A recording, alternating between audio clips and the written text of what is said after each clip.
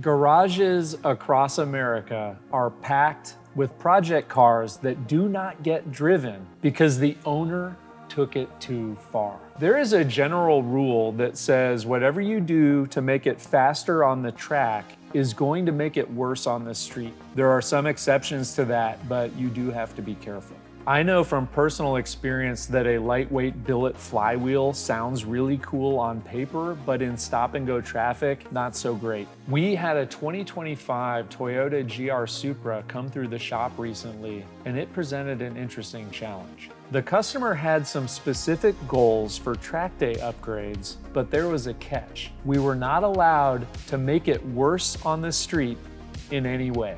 We wanted to understand the customer's goals, so we took the next logical step and we drove the car to the racetrack for testing. Atlanta Motorsports Park is about an hour from our shop in Roswell, so we got some street driving impressions along the way. You quickly sense a theme developing with this car. Everything is not as it seems. From the outside, it's very much a Toyota, and I really like the way it looks. And the interior has this snug cockpit feel that's really unique. But then you notice the dashboard and the gear shifter, and you say, wait a second, I'm driving a BMW Z4. I'm just joking, I've never driven a BMW Z4. But as a side note, I would love to do a balls out track build on one. So if you're looking for a shop to do that as a project, give us a call. So the Supra is a closeted BMW.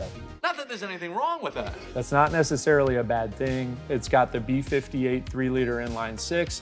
They claim 382 horsepower. People dyno the stock car with 400 horsepower at the wheels. Ironically, it's lighter than any current BMW sports car. At 3,400 pounds, the Supra is 100 pounds lighter than the Z4 and 400 pounds lighter than the M2, although the M2 does make 100 more horsepower. We did some shakedown laps on track, and right up until about 8/10 pace, the car feels really good. It makes good power, it has good grip, I really like the balance. But when you start to push, it turns into a bit of a mess. In other words, it's a good starting point for a track car project, but it's not well suited for track work right out of the box. My benchmark for a quick lap at Atlanta Motorsports Park in a street car is 1 minute and 33 seconds. With the Supra in sport mode, but the nannies on, I only managed a 1:38. But we got a good baseline and a better understanding of the customer's needs, so we took the car back to the shop and got to work. The first order of business was the brakes. Even though our test track doesn't have any long straightaways, AMP is a course that really taxes a braking system.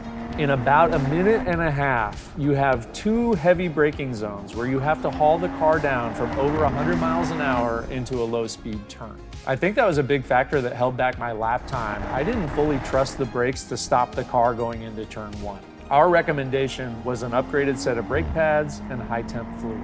Pad selection poses a bit of a problem. Full race pads can be extremely noisy and dusty, and they can be super abrasive when they're cold, which means they will chew through rotors at an alarming rate during street driving.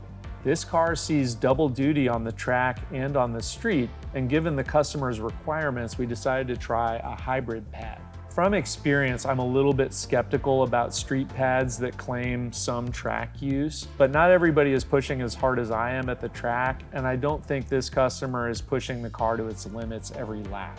A different customer with a 911 told us about the Endless MX-72. It's a street pad that they claim can handle light track duty, and it's rated up to 700 degrees Celsius, which isn't far off from what a lot of race pads claim. Given this customer's use case, that sounded like a great option, so we ordered a set. Brake fluid is just as important as brake pads. Fluid, when it gets hot, it boils. And when it boils, it turns into gas. Gas can compress, liquid does not. That's why your pedal goes to the floor when you lose your brakes from the fluid getting too hot. Motool's RBF 660 is a racing fluid with a much higher boiling point than street fluid, so we flushed the system with that and called it good. Another big factor in how a car handles on track is the alignment. Street cars don't have a lot of negative camber, which means when you're driving in a straight line, the tire is almost straight up and down. But when you enter a curve, you lean onto the outside shoulder of the tire, which not only can destroy the tire very quickly at a track day, but it reduces the contact patch so you can't carry as much speed. The problem with the Supra and a lot of BMWs is that there is no front camber adjustment from the factory. With the Porsche Cayman, you could dial in about -2.5 degrees of camber in the front, which is about the threshold for an aggressive street alignment. But with the Supra, you get 1, maybe 1.5 degrees from the factory, and that's it. Back to our theme of looks being deceiving. The Supra looks like a sports car, but when you want to do serious sports car shit with it, it won't let you. Next up were the seats. The customer originally asked us to just install a set of racing harnesses. He's a pilot and he knows how important it is to be strapped in. Toyota obviously knows what racing harnesses are because the factory seats have these little cutouts for the shoulder harnesses, except they're not really cutouts, they don't go all the way through, they're fake. The designers wanted the car to look like it has racing seats, but it doesn't. Normally, we would turn to a fixed back racing bucket seat, but in this case, that wouldn't work. A racing bucket is a pain in the ass to get in and out of. That's no good for the street. Also, this customer has a bad back, and so having a recline function is a necessity.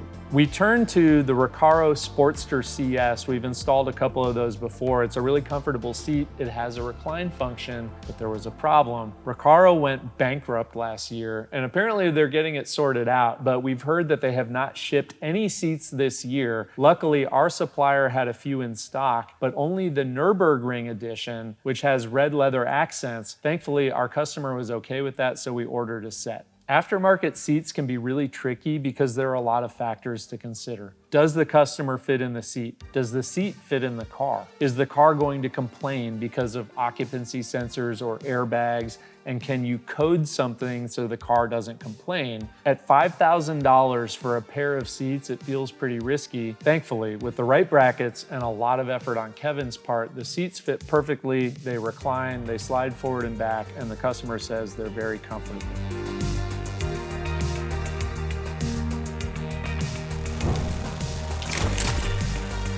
With the seating situation figured out, we were ready to move on to the harness bar. If you're going to run 4-point or 6-point harnesses, you need a place to mount the shoulder belts.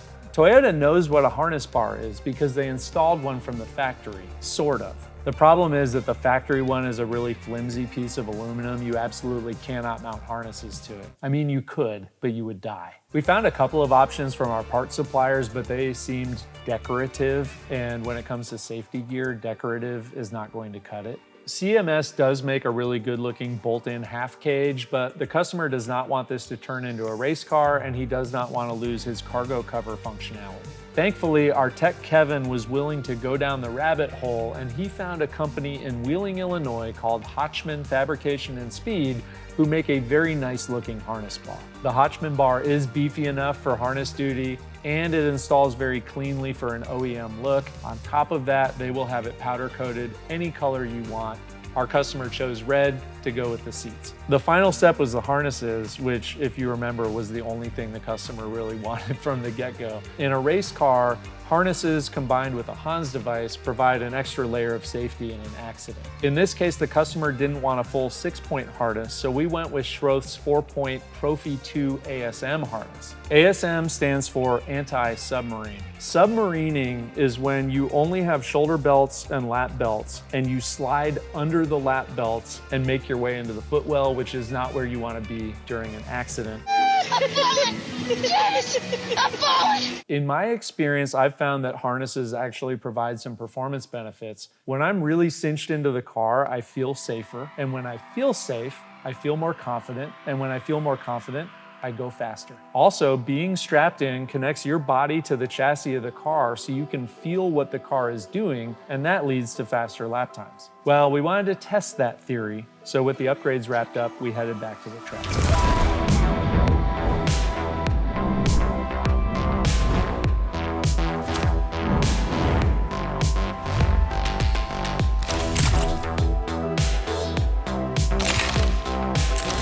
On the drive back up, I noticed nothing.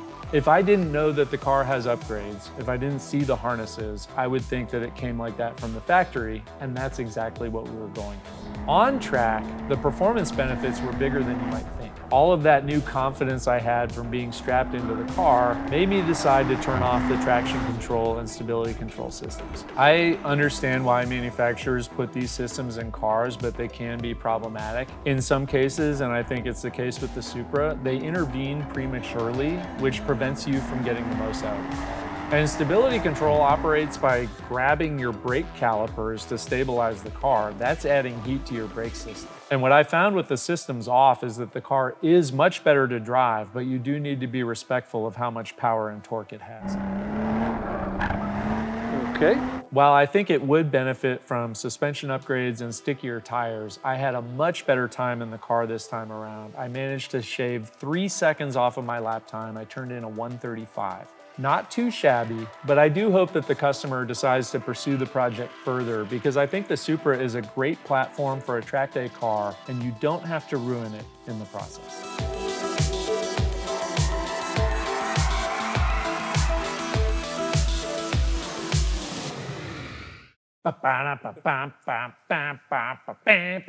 Don't use that. Yeah. Then you cut out the part where I say don't. I say use that. Use that. Use that. Use that. We're crazy.